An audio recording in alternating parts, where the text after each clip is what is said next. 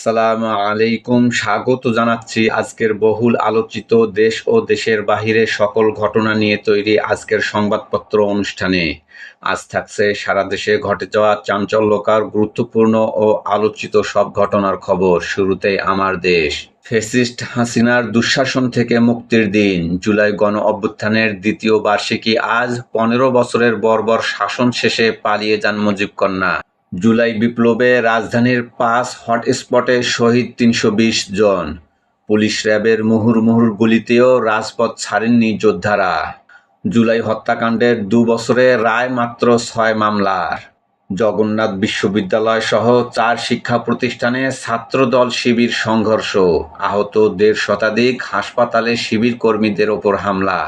জনগণ পরিবর্তন চেয়েছে বলেই জুলাই আন্দোলন সফল হয়েছে, কেআইবিতে প্রধানমন্ত্রী। এখন ষড়যন্ত্রের প্রতি সজাগ থাকার সময়। জুলাই আন্দোলনে ক্ষতিগ্রস্তদের পাশে সরকার। প্রকাশনা উৎসবে বিরোধী দলীয় নেতা জুলাই ইস্যু ভুলিয়ে দিতে অনেক প্রস্তাব দেওয়া হচ্ছে। ক্যাম্পাসগুলোকে আবারও সন্ত্রাসের অভয়ারণ্য পরিণত করা হচ্ছে, বললেন নাহিদ ইসলাম। ডাক্তার জাহেদ বললেন, পলাতক হাসিনার বক্তব্য প্রচার করলে আইনগত ব্যবস্থা। মালয়েশিয়ায় সহকর্মীদের মধ্যে মারামারি, 3 বাংলাদেশি নিহত। প্রথম আলো। জুলাই গণ অভ্যুত্থানের 2 বছর শেখ হাসিনা যেভাবে পালিয়েছিলেন, জুলাই সনদের সঙ্গে বিএনপির ইশতেহারও বিবেচনায়। সংবিধান সংশোধন বিশেষ কমিটি।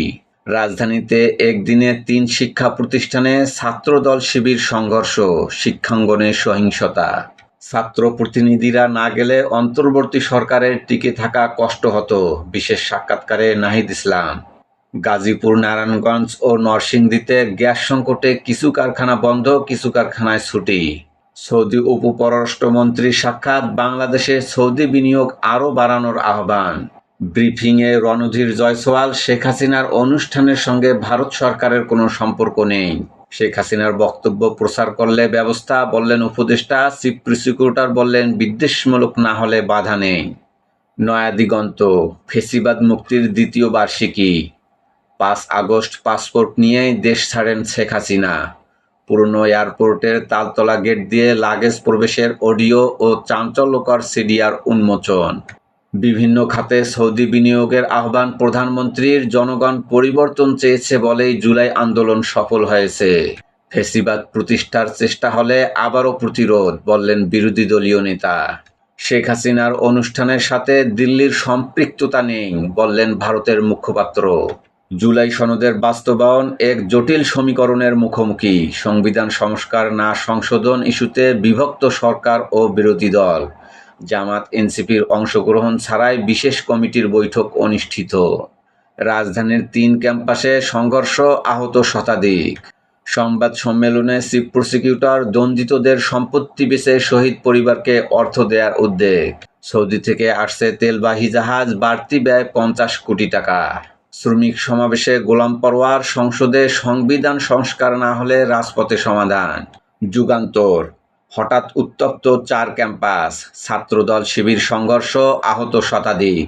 জকসু ভিপি জিএসকে ক্যাম্পাস থেকে বের করে দিয়েছে ছাত্রদল। ন্যাশনাল মেডিকেলে চিকিৎসাধীনদের ওপর দফায় দফায় হামলা। আলিয়া মাদ্রাসার অধ্যক্ষ আহত, ক্যাম্পাস থেকে সরে গেছে ছাত্র শিবির। আলোচনা সভায় প্রধানমন্ত্রী তারেক রহমান, জুলাই আন্দোলন সফল জনগণ চেয়েছে বলেই। জুলাই গণ অভ্যুত্থানের কৃতিত্ব জনগণের। ফ্যাসিবাদ বিরোধী আন্দোলনে আমরা মাঠ ছেড়ে যাইনি। ষড়যন্ত্রের প্রতি সজাগ থাকার সময় এখন। ভারতে বসে হাসিনা রাজনৈতিক বক্তব্য দিলে দ্বিপাক্ষিক সম্পর্কে বাড়তে পারে অস্বস্তি। এটি হবে বাংলাদেশের সার্বভৌমত্বের ওপর ভারতের হস্তক্ষেপ, বললেন জাতীয় অধ্যাপক মাহবুবুল্লাহ। চাপ বাড়ছে পেট্রোল অকটেনে, ফের কড়াকড়ি ফুয়েল পাশে। তদন্তে মন্ত্রণালয়ের উচ্চ পর্যায়ের কমিটি। বিমানে সব ধরনের পদোন্নতি স্থগিত। সারা দেশে ভয়াবহ লোডশেডিং, বিদ্যুৎ কেন্দ্রে তেল মজুদ তলানিতে। জুলাই হত্যাকাণ্ড রায় বাস্তবায়ন চায় সবাই। সাজাপ্রাপ্ত 61 আসামির 40 জনই পলাতক। 2 বছরেও 6 মামলার দণ্ডিতদের চূড়ান্ত নিষ্পত্তি না হওয়ায় অসন্তোষ। জুলাই স্মৃতি ফাউন্ডেশনে বেতন ভাতা বন্ধ, সরকারি দপ্তরের দ্বারে দ্বারে কর্মকর্তারা।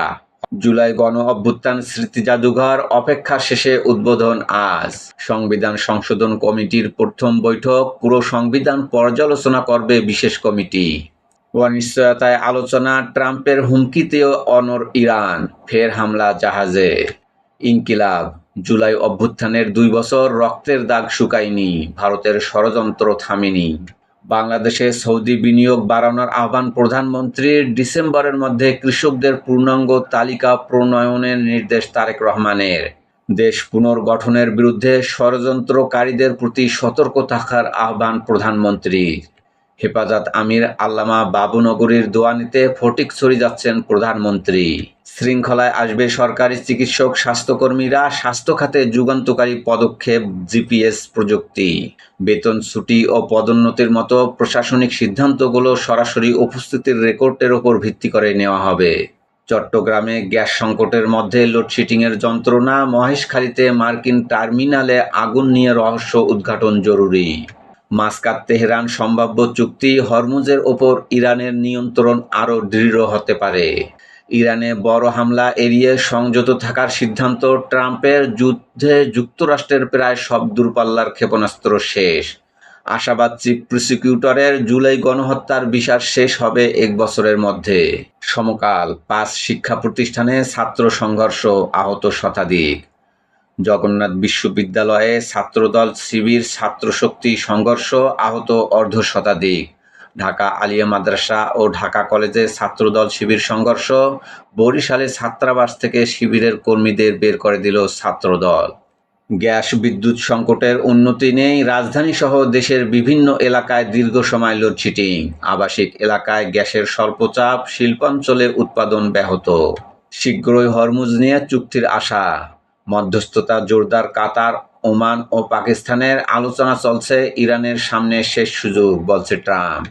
বজ্রপাত ঠেকাতে প্রকল্পের পর প্রকল্প, নেই সুফল। সংগ্রাম, সৌদি আরবের বিনিয়োগ আরও বাড়ানোর আহ্বান, বাংলাদেশে আর কখনো স্বৈরাচার ফ্যাসিবাদের উত্থান হতে দেওয়া যাবে না, বললেন প্রধানমন্ত্রী। আজাদী সংগ্রামের পটভূমিতে জুলাই বিপ্লব 2024 বইয়ের মোড়ক উন্মোচনে ডাক্তার শফিকুর রহমান, দেশের স্বার্থে যে কোনো বিষয়ে আমরা ঐক্যবদ্ধ হতে রাজি আছি। ইত্তেফাক, আজ জুলাই গণ অভ্যুত্থান দিবস, জুলাইয়ের আকাঙ্ক্ষা বাস্তবায়ন কতদূর। করতোয়া, জুলাই গণ অভ্যুত্থান দিবস আজ। রাজধানীতে দিনভর সংঘর্ষে ছাত্রদল ছাত্র শিবির, হামলা পাল্টা হামলায় আহত শতাধিক। শিক্ষাঙ্গনে সন্ত্রাস বরদাস্ত করা হবে না, বললেন শিক্ষামন্ত্রী।